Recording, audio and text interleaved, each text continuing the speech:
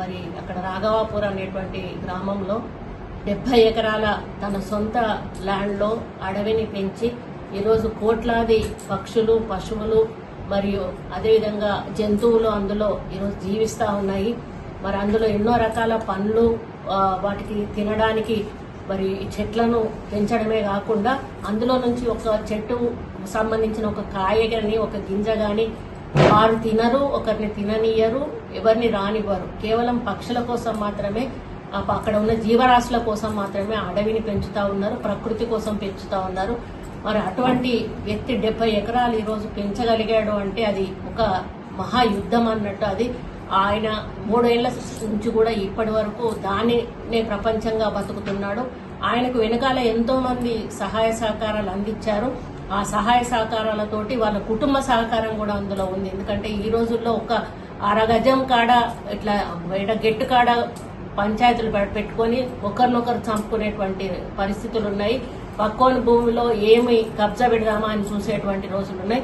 అటువంటిది ఒక కుటుంబం మొత్తంగా ఒకటిగా ఉండి 70 ఎకరాల స్థలాన్ని ఈరోజు మరి వారు పెద్ద అడవిగా నిర్మించడం అనేది మామూలు విషయం కాదు. మానవ నిర్మిత ఫారెస్ట్ ఇది.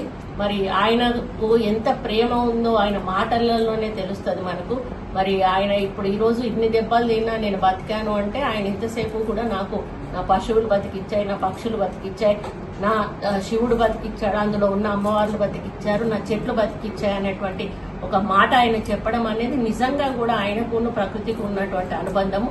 ఆయన ఈరోజు బతికాడు అంటే ఆయనతోటి ఇంకా కూడా ప్రకృతిని చేపించుకునే బాకీ ఉంది కాబట్టి ఈరోజు ఆయన బతికారు.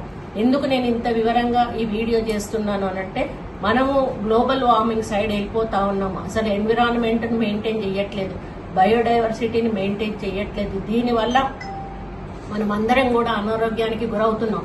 మన జనరేషన్ కాదు, మన ముందు తరాలను కూడా చూడాల్సిన అవసరం ఉన్నది.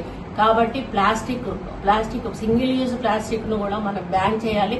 దాంతో కూడా రాబోయే రోజుల్లో చాలా ప్రమాదాలు జరగనున్నాయి.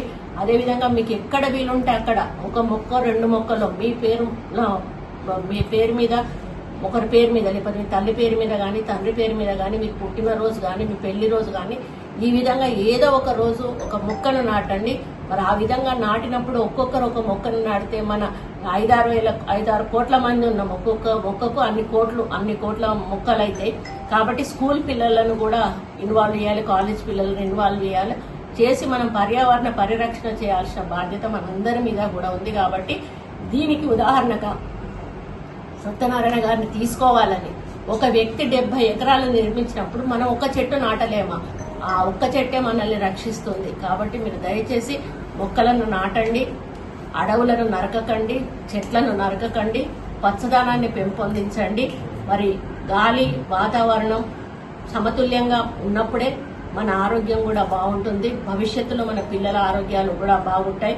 కాబట్టి భవిష్యత్తులో మన పిల్లల కోసం మనం ఇప్పటి నుంచే ఒక ఆలోచనతోటి ముందుకు పోయినట్టయితే తప్పకుండా మన ప్రపంచంలో ఒక పర్యావరణ పరిరక్షణ అనేది జరుగుతుంది. కాబట్టి ఈ విధంగా మీరందరూ కూడా ముందుకెళ్లాలని, సత్యనారాయణ గారిని ఆదర్శంగా తీసుకోవాలని చెప్పి మనం అంత అడవి పెంచకపోయినా పర్లేదు. ఆయన 70 ఎకరాలు పెంచినప్పుడు 7 చెట్లు కాదు, 7 చెట్లు కూడా కాదు, ఒక్క చెట్టు పెడితే సరిపోతుంది. ఆ విధంగా మనం ముందుకెళ్దామని తెలియజేసుకుంటూ వారికి నా హృదయపూర్వక ధన్యవాదాలు. ఎందుకంటే వారు తన ప్రాణం మీదకి తెచ్చుకున్నారు ఈరోజు. కాబట్టి వారి అడవిని రక్షించే బాధ్యత మేము తీసుకుంటూ రోజు చుట్టూ కూడా దానికి ఫెన్సింగ్ ఏర్పాటు చేసి మన ఆ అడవిలోకి బయట వాళ్ళు ఎవరు కూడా రాకుండా చూసుకోవడానికి మనము మా ఫారెస్ట్ డిపార్ట్మెంట్ నుంచి ఫెన్సింగ్ ఏర్పాటు చేస్తామని వారికి మాట ఇవ్వడం జరిగింది. తప్పకుండా అతి త్వరలోనే పూర్తి చేస్తామని తెలియజేస్తాం.